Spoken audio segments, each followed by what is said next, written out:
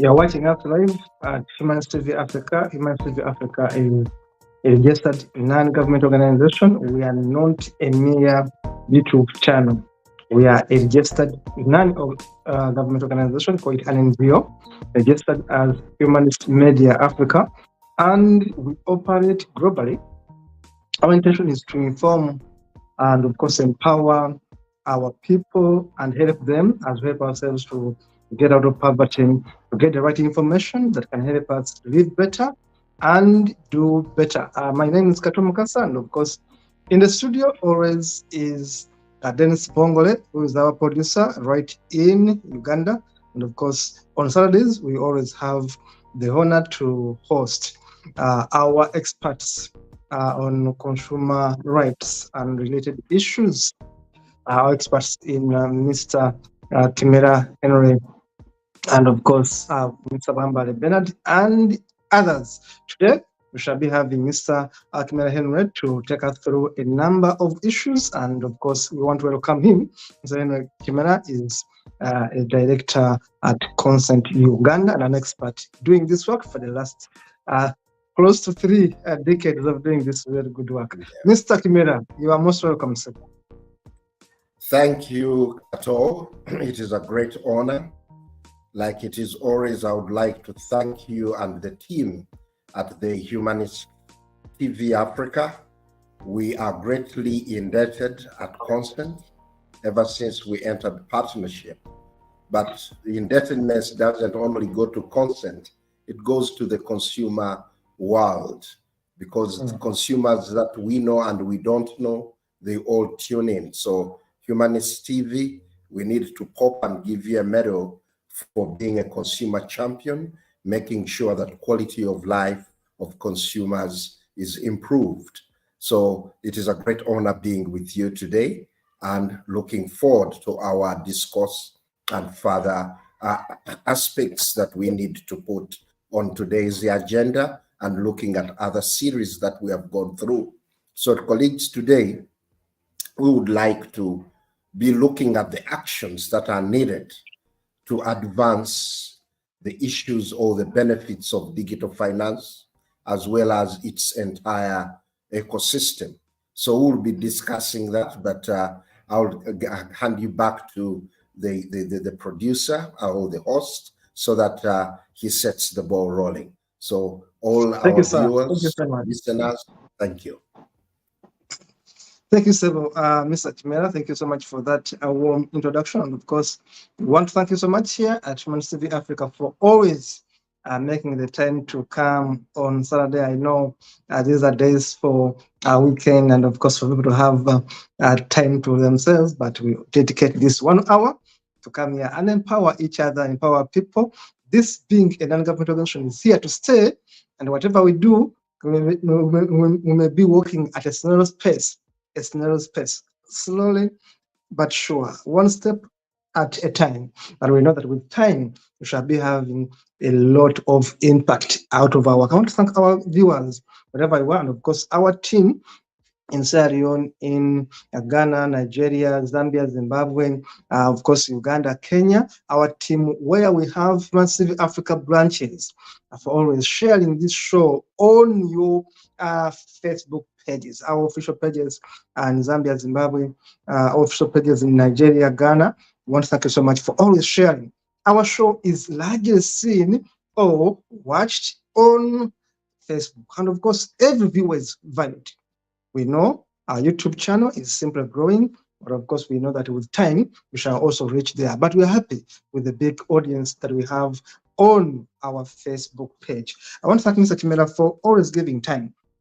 As I've been telling you, time is that number that Mr. Kimera here I was one of the facilitators who in fact taught me about consumer rights about 20 years ago when I was doing a course sponsored by the Germans. I was a fellow under the Friedrich Ebert Foundation, and they brought always experts to come and teach prospective leaders to be able to know issues. But I'd gone to university without actually studying rights of consumers, and it was this gentleman here who came and facilitated that team of learners, trainees who were being mentored to become leaders. And of course, we did. Most of us did better after that training. We had MPs coming out of our group, RDCs, and of course, we are ministers, of course, coming out of that kind of training. It was a big, big thing. I want to thank so much Mr. Chimera for doing this work for a long time. So our partnership with him is not by accident. It has been designed for looking through the history we have shared with him. Now, Mr. Chimera, having said that, I'd like you to explain to the viewers who are watching us for the first time, at least briefly, about digital financing services before we go into the benefits that we need to know for this show, taking action going forward. Thank you very much, Kato, and all our viewers and those that are joining us for the first time. I would like to welcome you. It is always an honor putting off time to improve the quality of life of consumers. It is our responsibility, and also it is our right to know. So I would like to lead you through. We have had, this is the third in the series, ever since we started the digital finance discussions. Digital finance is the fastest growing services that are not different, but are also and kind of linked even to the traditional banking system. Digital finance touches aspects that are wide, but using digital platforms where people look at it like electronic money going through the communication infrastructure, digital platforms, issues to do with banking, issues to do receive money, issues to pay for insurance, issues to get loans, issues to do with paying for your health services, but using digital technology. So all that encompasses and can't be around without consumers who are the market. So having looked at all these services, they are the fastest growing in the regards to technology development. We will appreciate that with digitalization, advancement in technology, towards the around about 0.4 billion consumers globally directly and indirectly benefit from digital financing or even digital technologies, not only in financing, but in communication, in aspects to do with agriculture, health, and so forth. But all of that tend to hinge on aspects of, let's say, financing different services, buying goods, and so forth. And why are we discussing it? Consumers are the market. They are the biggest socioeconomic group.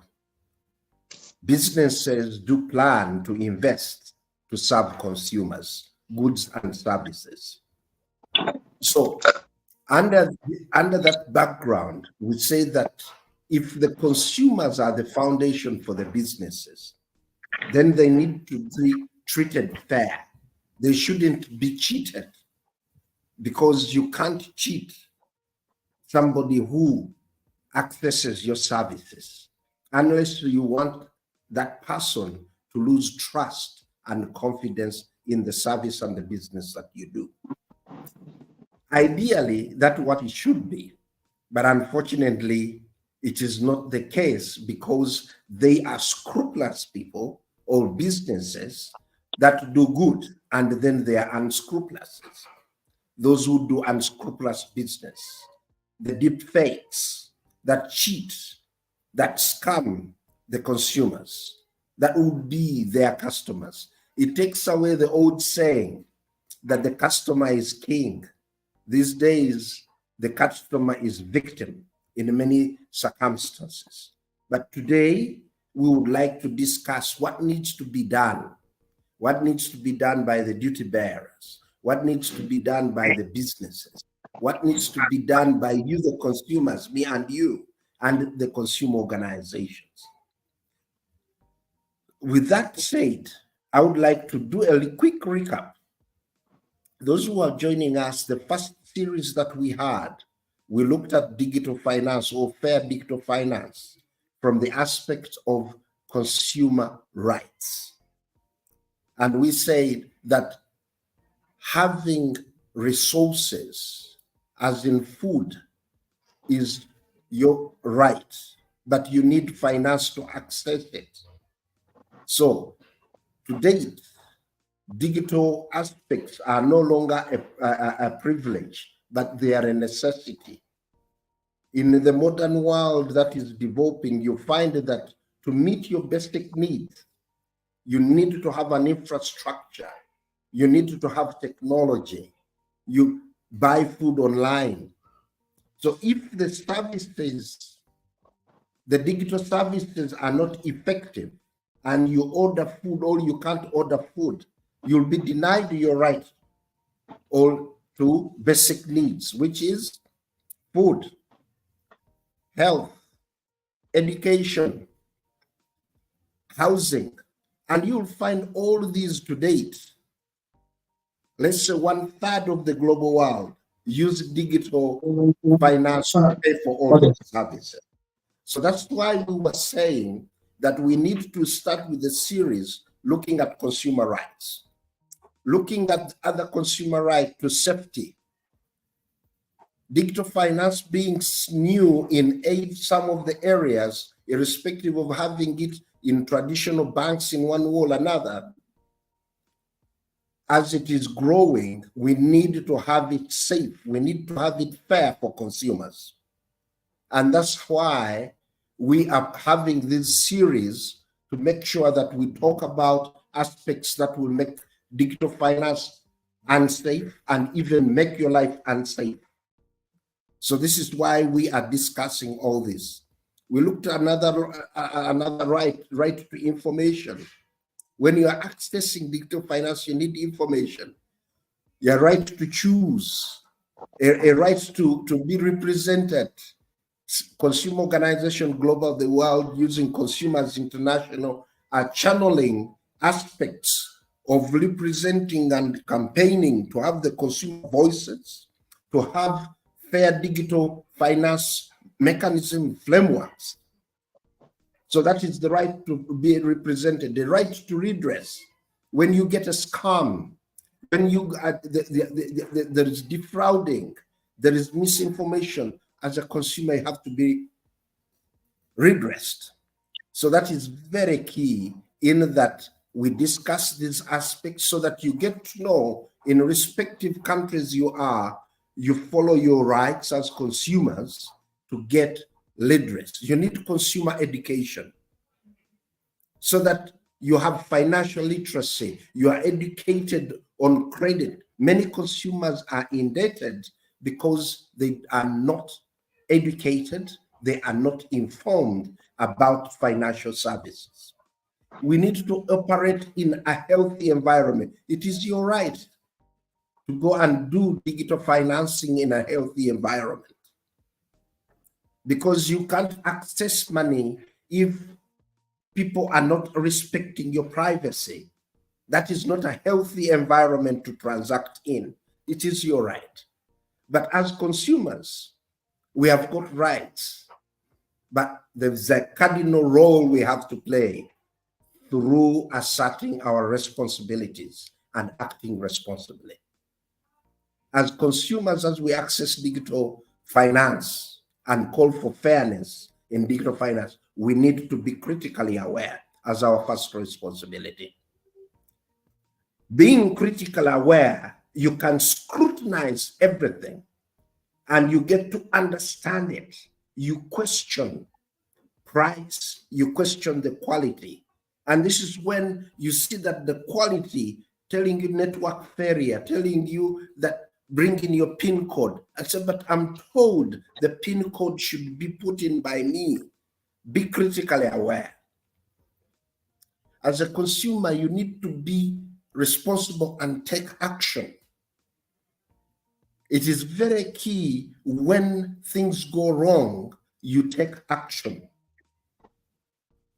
If you do not take action, you lose out on many things. If you see anybody cheating, you might think that today it is my neighbor, it is not my business, but you also need to speak out, because after your neighbor, it will be you. So this is very key to be responsible consumers who take action when things are not good. It is very important as a consumer to be aware of the environment in which you are operating, to be responsible for that, to have awareness on the environment. The other aspect, to have social concern. Like I've just said, if you see one is being defrauded, speak up, because if you do not speak up, you are going to be disadvantaged. You are going to be the victim tomorrow. So whatever we are doing, we need to have social concern, not only for ourselves, but even for others. Because when you are in problems, your neighbor will take care of you, knowing that, oh, you took care of them also. So social concern is very important. The other aspect is environmental awareness. In which environment where we are operating, all this might not be directly linked with digital finance, the pictorial, but the wording behind it. Because even you can do, you need to be operating from a healthy environment in order to access the benefits, the ecosystem of digital finance. That's why we bring in this responsibility of environmental awareness, looking at all areas you operate from. And lastly, as your responsibility consumers, when we are talking about this, when things are bad, and today these are some of the things we are going to talk about, we need to be in solidarity. If we see something is going wrong as consumers on the receiving end, and we get ourselves together, because we are over 7 billion, we can change a system. So solidarity, when things are affecting us and we speak out and out, we can change the global world into order.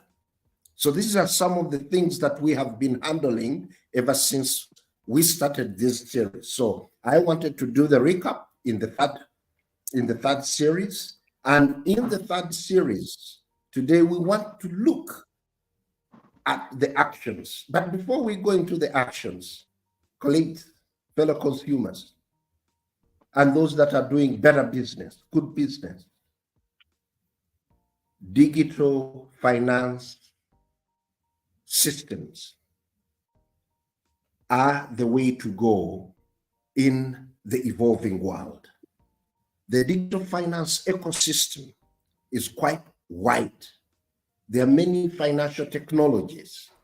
Even if you are living in the remotest area of the global world, directly or indirectly, you'll have access. You will communicate, and most the communications is digitally. You need the waves. As your voice goes, the same infrastructure is transferring money to you. So this is where we need to discuss this and we start understanding it. You might be urban, but you end up sending money to your kinsfolk in the rural areas.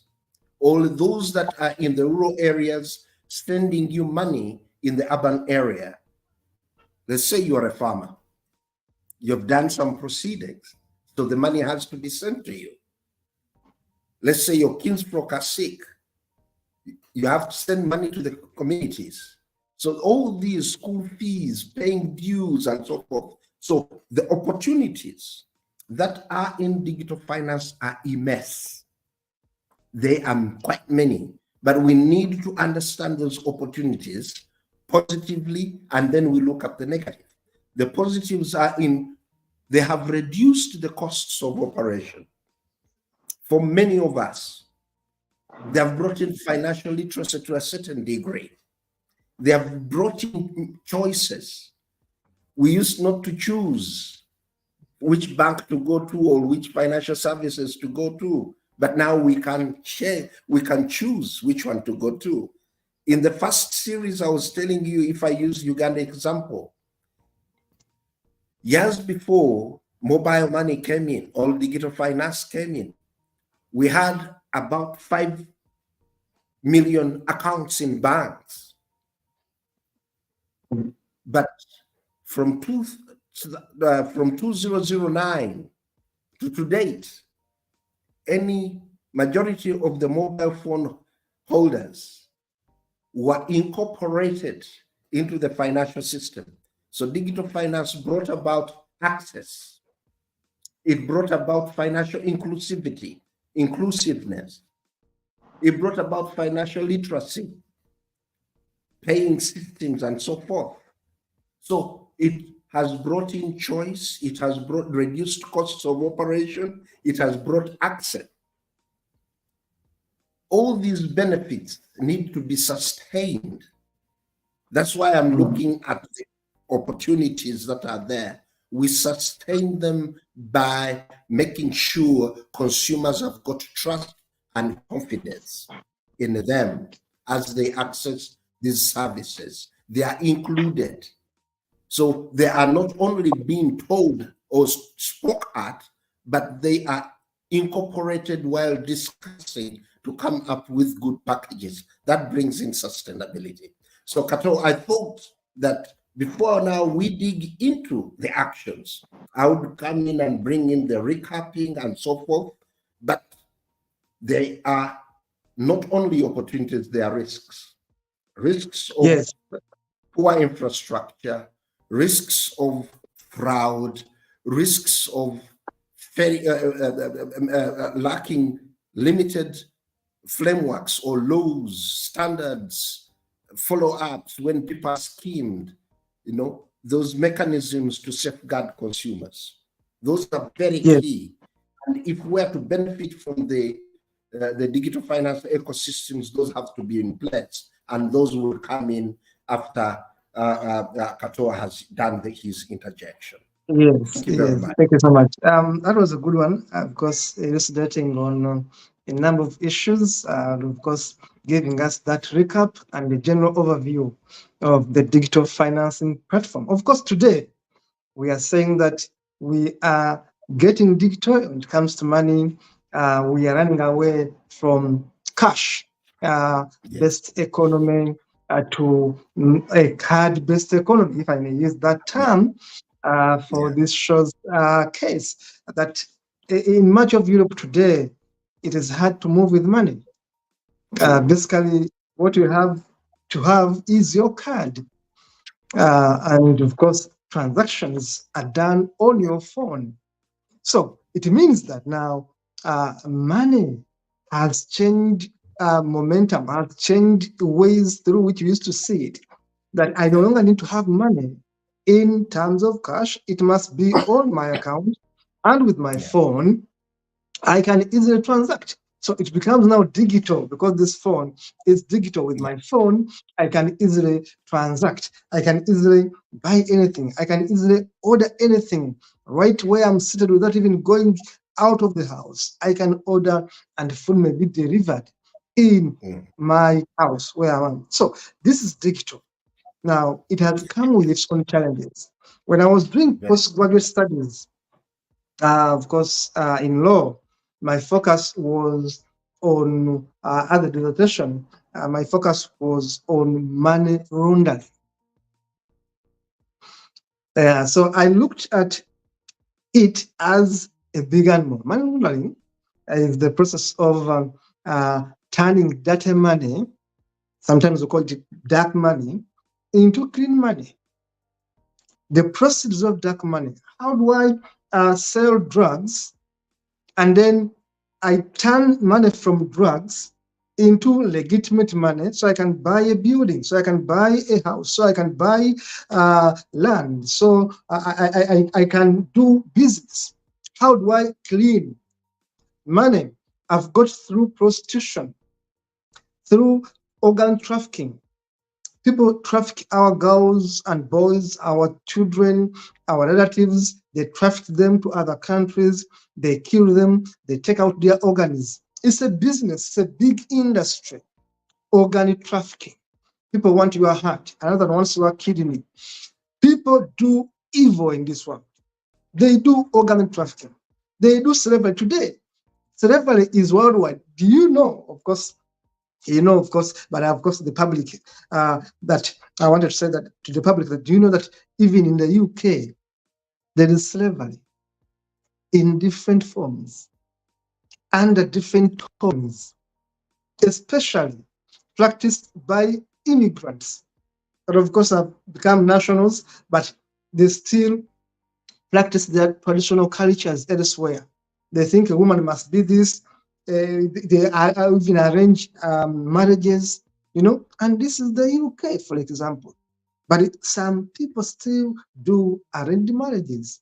Some people still force others to go into marriages. Some people still use people and don't pay them.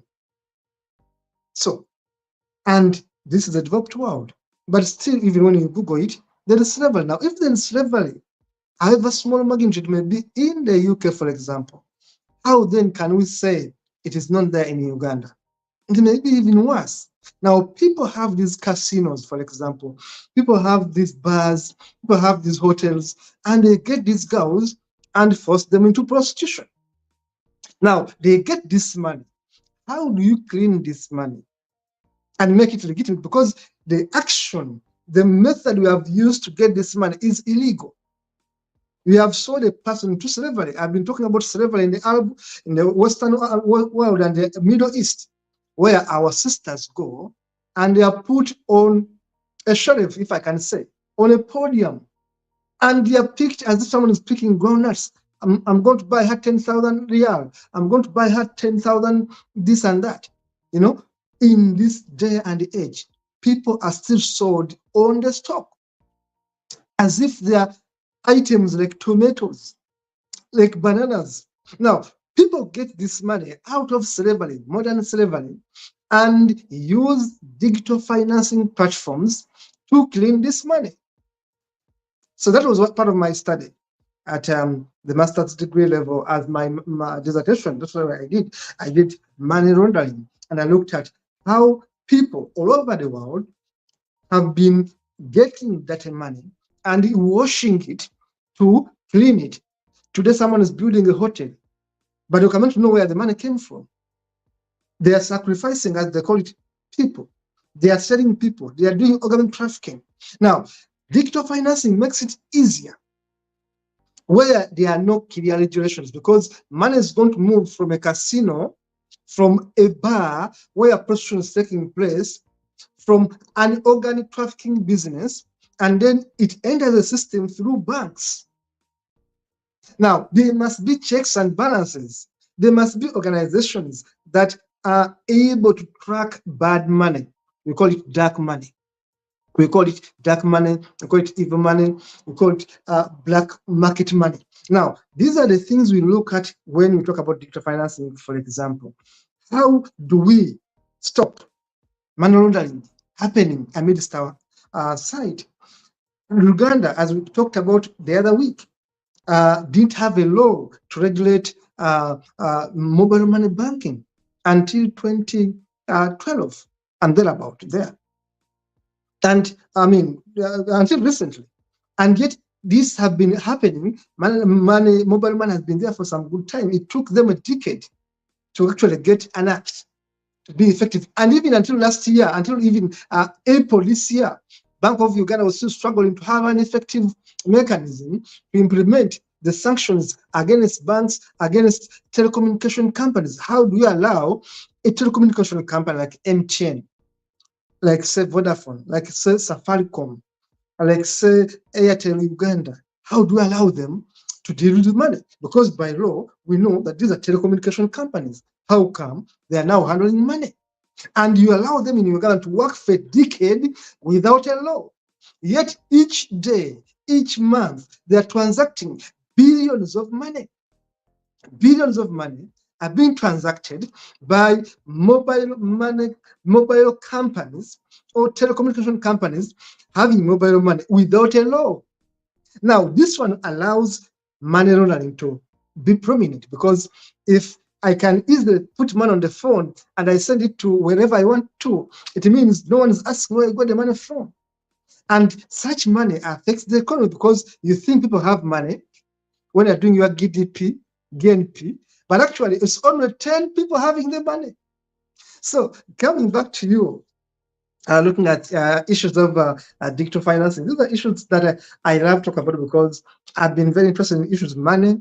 And of course, how do we keep in poverty when only a certain section of people, a small percentage of people, become rich and rich? It becomes easier to stiffen an economy through digital platforms. So basically, we need strong laws.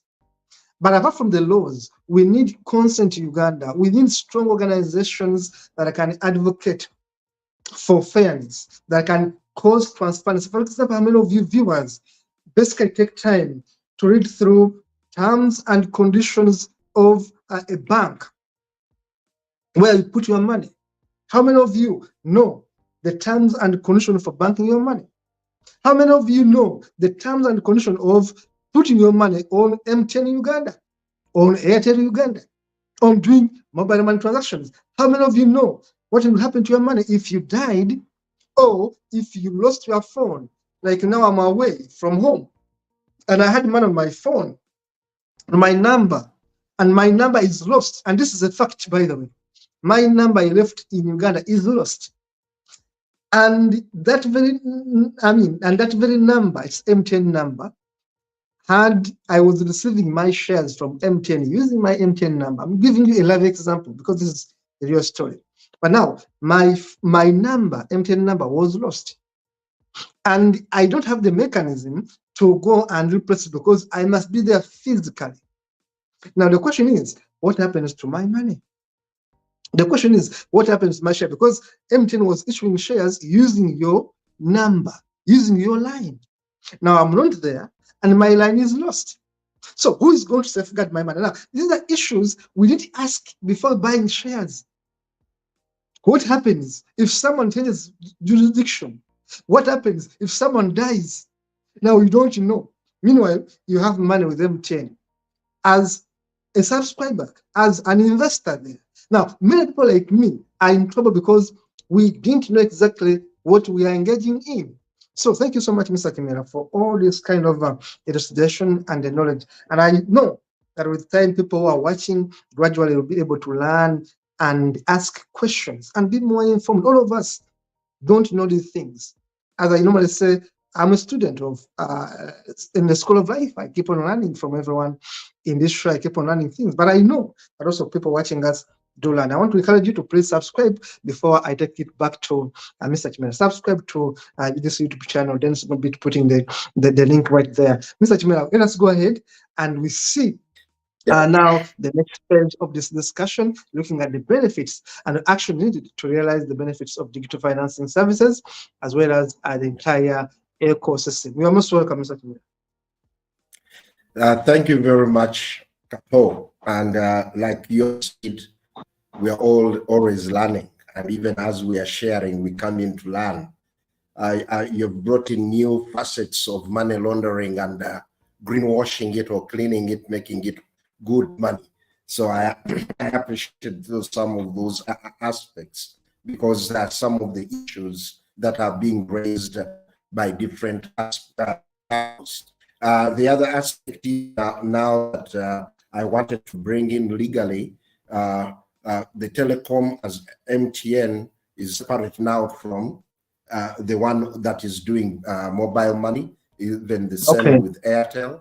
So the new law had to get them separated, and now they are all monitored by Bank of Uganda and Ombudsman. So you look at all these aspects, and then you find that it is very key. We go in, but even as the different regulators are in there and so forth, you find that the telecom and the mobile money business are still intertwined because you nearly use the same platforms to resolve your issues that are done by the sister company. So you'll find that they are at times still Now, before, Uganda Communications Commission was the regulator, but today even people still think that mobile money issues you have to, well, as you have to take your challenges in mobile money to Bank of Uganda. But you need to first start with the company until you fail. That's when you go to, you escalate your complaint to the regulator. But having said that, Paul, I would like to start by what we are going to share as actions are drawn from the global consumer world by the vision through members of Consumers International put together. And we thought that we need to, as consent a member of Consumers International, we thought that we would use those same, because recently we had a discussion under still Consumers International, which is Fair Digital Finance Escalation Initiative, and OECD, the developed world, was sharing. I'll be sharing this report. You'll find it very interesting. The issues consumer complaints are constant, as they are just the Privacy Data Protection Office. And as we were evaluating and analyzing the complaints that we have here in Uganda are not different from the global world.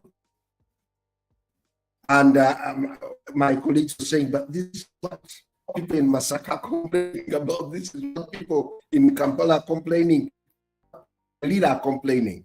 And all these were coming from different planets of the world, from Europe, from Americas, from Asia. So you will find that as we were preparing for this, we thought that we do not only need to look at Uganda, we need to look and share the approaches that are from the global world.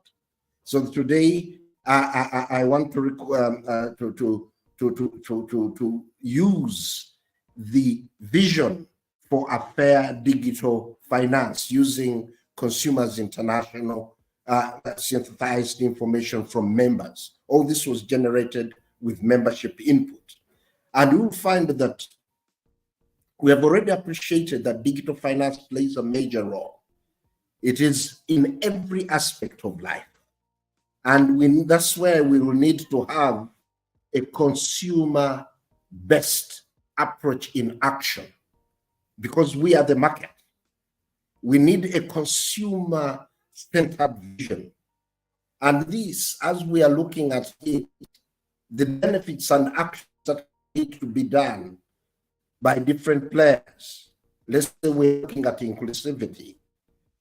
We will need to see government playing a role to establish financial and digital infrastructure through policy aspects. I'm saying Uganda, the infrastructure is there, but it has challenge, because you look at complaints. People talk of poor networks, not having effective complaints addressed. So for effective inclusivity, we need an enabling financial and digital infrastructure to meet the basic needs of consumers.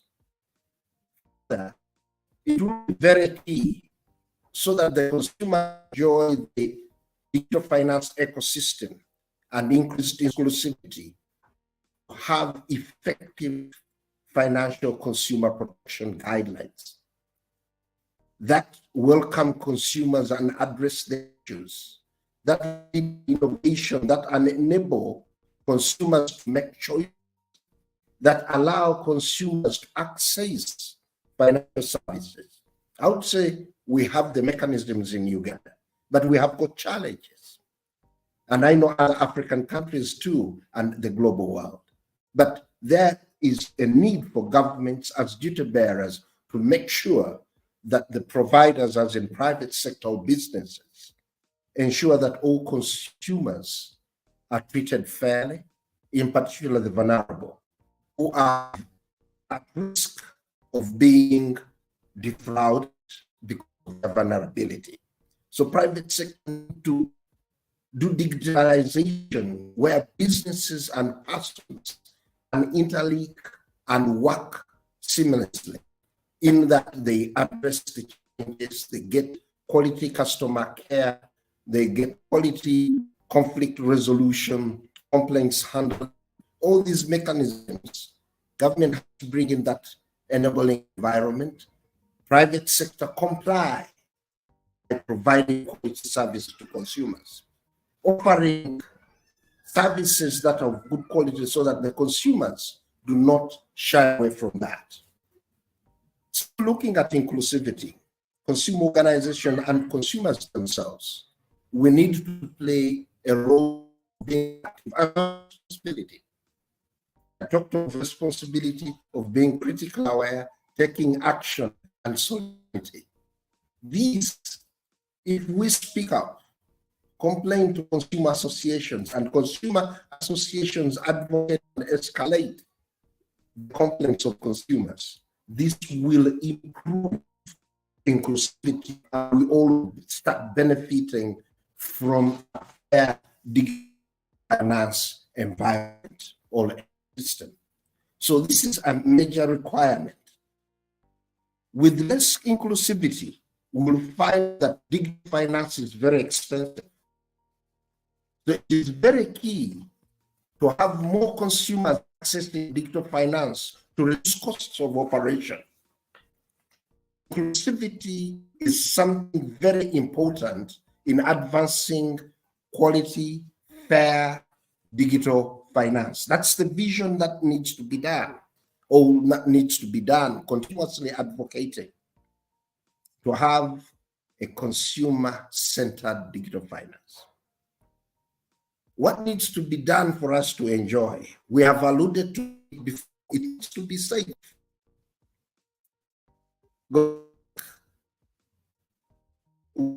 Saying that customer is king, or we could say today customer is king and queen. But the saying is we face, looking at the scams, looking at the defect, looking at the faults, then you find that consumers are no longer customer is king and queen or queen and king. So this is where we need to advocate for safety as we access services. Using that illustration, digital finance can end up being unsafe to you, shocks you. If it is not safe, they scam you, you will not be in position to afford good quality food. The services will be hazard. So the safety that we are looking at, duty bearers as in government, there is need for enforcement agencies in different aspects, in finance, in insurance, capital markets, in what, to be fully fledged, in position to do investigations, in position to supervise, in position to do surveillance, to safeguard consumers to enjoy digital finance. The regulators need to have relevant information, to have coordination, to speak to each other.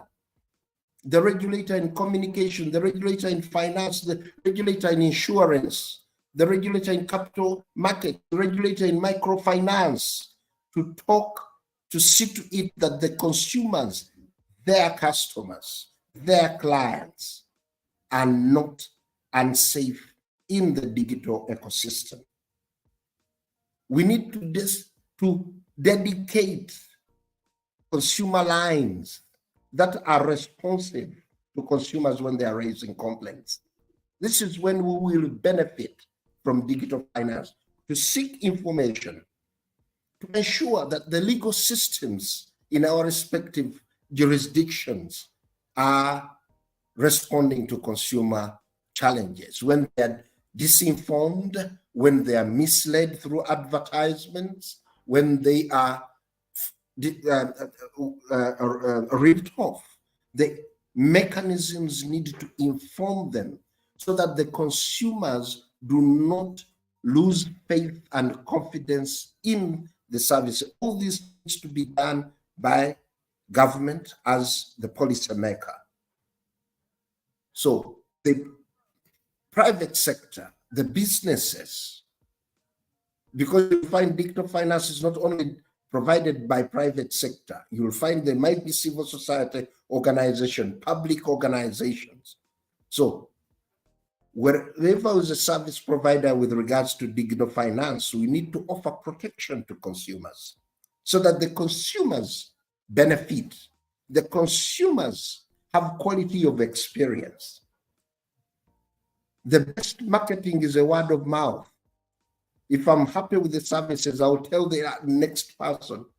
So with consumer-centered services, the consumers will continuously proclaim the good services the providers are offering.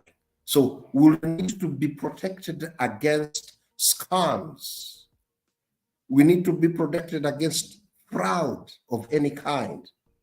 These are voices of the global consumers speaking to business. These are actions that are needed to conduct, continuously check, to see to it that the system, the infrastructure is tamper-proof. It is in position to address. Members of staff do not connive in syndicate to defraud consumers.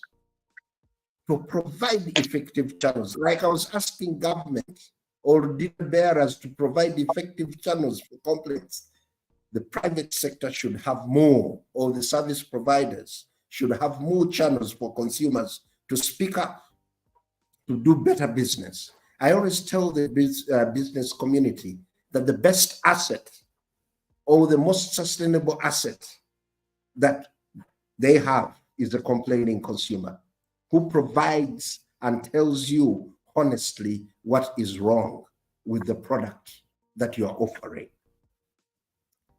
So it is very key so that once the mechanisms are in place, the consumers will be in position to complain and get redress. This will build consumer confidence. Consumers and consumer associations, consumer organizations need to utilize these spaces by continuously raising complaints. This is what we do at Consent. We collect consumer complaints from all areas we operate in, and then we channel these complaints so that they improve service delivery of consumers to consumers. So this is very key. We also need to support, hold the consumers on their hands and work and walk in solidarity to improve the ecosystem of digital finance, because it's not going to go away. It is here to stay. But we have to make sure that the mechanisms of safety, as in consumer protection, are effective. The other aspect that we need to look at, one which is very key, and like Kato, you were saying, in the Internet of Things, there is big data.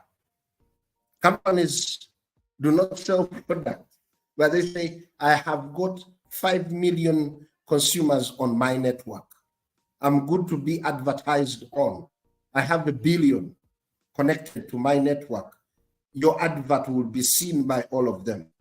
So to have effective digital finance ecosystem, digital finance aspects, there is need to have data protection and privacy. I'm happy to say in Uganda, we have got the office in place, as in by law, the Data Protection Office or the Private Data Protection Office. We have got authorities in place. These need to be effective so that they protect the consumer's information, the consumer's data, privacy aspects. Like I've said, at Consent, we do collect consumer complaints. We harvest them in different regions where we operate, but we have to be registered and get, once we are registered, we have to abide by the regulations. How do you collect data? How do you process it? How do you store it? So I would like to commend Uganda government for putting this in place. Now, the other aspects are, how is it effectively utilized? The infrastructure is in place. The mechanisms are in place. Then it needs to be responsive when consumers have got challenges, so that if somebody infringes or uses wrongly their data, does the system effectively respond? These are key aspects. And I'm happy, like I've said, we have a National Data Protection Office. We continuously engage them as stakeholders, and we continuously tell consumers about it to make sure that they appreciate their right to privacy, their right of data protection. Many of us as consumers, at times, it is through our negligence that we get scammed. When we are advised by regulatory authorities, the competent authorities, do not share your PIN. Your bank tells you this. Your national operating tells you don't do this. We end up doing it. Some, we do it through knowledge. Others, we do it out of love. I need to say that because some men have ended up giving their gadgets, their passwords, their love. They lose money, then they turn against, or even women do that. I will not say it is only men who do it. I do that because it is happening, not only here in Africa or in Uganda, but it is global. So I should add something there. Please do. I should come in there briefly and say that what we are saying, yes, the love scams, it's a great thing. I mean, it's a global problem. Love scams, if I may use that term, it's a global problem. In fact, on the internet, there's what we call, yes. what they call Yahoo boys. Yes. Yahoo boys, anyone can research them. Yahoo boys are the guys on the internet who paid themselves as available, handsome men that are looking for women. And you know, sometimes, I must say sometimes, women, when they reach a certain age, they become frustrated, they become desperate for men. And what is happening in Europe and in part of the America, you know, in the Western world, many Caucasian women who are maybe above 60 years or maybe 70, 80, many of them are widows. You know, so they don't have partners, let me say. Now, because of nature, sometimes they want partners. Now, they take on these so-called dating sites where they find Yahoo boys. They call them now Yahoo boys. That's the kind of name they are calling them if you Google it. Now, these Yahoo boys will reply themselves as available, as gold. And what they do is to scam these women. I've been following episodes of women whose assets were sold to give money to Yahoo boys. And others have even gone ahead as faking marriages in order to steal people's property. So women, as we say, have been the biggest victim, though also some men have also been victims. You know? So, yes, so this is a challenge. And how do we say it's a challenge under this show? Because it's under digital financing. They are using digital platforms. Exactly. They are using digital platforms to steal from unsuspecting women and men looking for love, desperate for love. So this is a warning. Not everything you see on the social media is genuine. There are many people who are fake. So before you send that money, think twice. Before you give your PIN number, think twice. Thank you so much, Mr. Kimera. It's your time to conclude. You have 6 minutes. You're going to use them. So as I conclude, thank you very much, Paul. We will be finalizing these actions next week, and sure that we bring in many other aspects. But I would like to conclude by saying that our allow us to have faith of us, but it is our responsibilities that will make it happen. If we take aware, take action, have social concern, think about the environment we're operating in, and we are in solidarity. So by next week, we will continue with actions in aspects to bring about still on data protection. How do we sustain the benefits and the visualized digital finance? And I would like to thank a lot our colleagues at Humanist TV Africa. We're always greatly honored.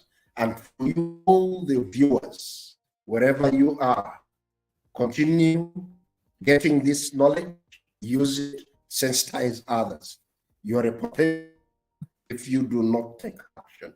Be responsible, be alert, and be aware. So, Dennis, thank you very much. And looking forward to next Saturday. Thank you so much, Mr. Chimera. That was a good one. And of course, Dennis Bongole for the production. We want to thank so much Consent Uganda and of course the associate partner NGO that work with Consent Uganda for championing the cause of spreading awareness when it comes to consumer rights. Wherever you are, you are in Ghana, you are in Tanzania, you are in Kenya, you are in Zambia, Zimbabwe, UK, USA, wherever you are watching us. We want to encourage you to have a pressure group, if I may call it that way, that advocate for the rights of the consumers, that actually protect the rights of consumers, that actually make it a point to create awareness that before you buy it, is it safe? Before you eat that food, is that safe? Before you send that money, is that the right way to do it? Because people are getting back into poverty. They slide back into poverty because of the mistakes they do online. Because now the world is becoming digital. Everyone is having a smartphone in a way. Even if it's not a smartphone, there's a phone you can use to send money. It becomes easier for your one parent to send money. But have we prepared her to avoid scams, to keep that money safe? Because we have been seeing people lamenting after losing millions, hundreds of dollars to scammers. I want to thank you so much, Consent Uganda, and of course, Humanist TV Africa Management for always giving us this 1 hour each Saturday to be here and add a brick to the development of our continent, our world, and of course to empowering people. I want to encourage you, our viewers, to please subscribe. Please subscribe. The link is right there. It is Humanist TV Africa. Subscribe and keep it subscribed. And of course, keep sharing, keep informing others to always check it out at Humanist TV Africa. We shall be back next Saturday with the same show, different topic, and look at different angles of safeguarding you to keep you out of danger. Thank you so much, Mr. Chimera. And of course, for your time, Dennis, and everyone watching. See you in the next show.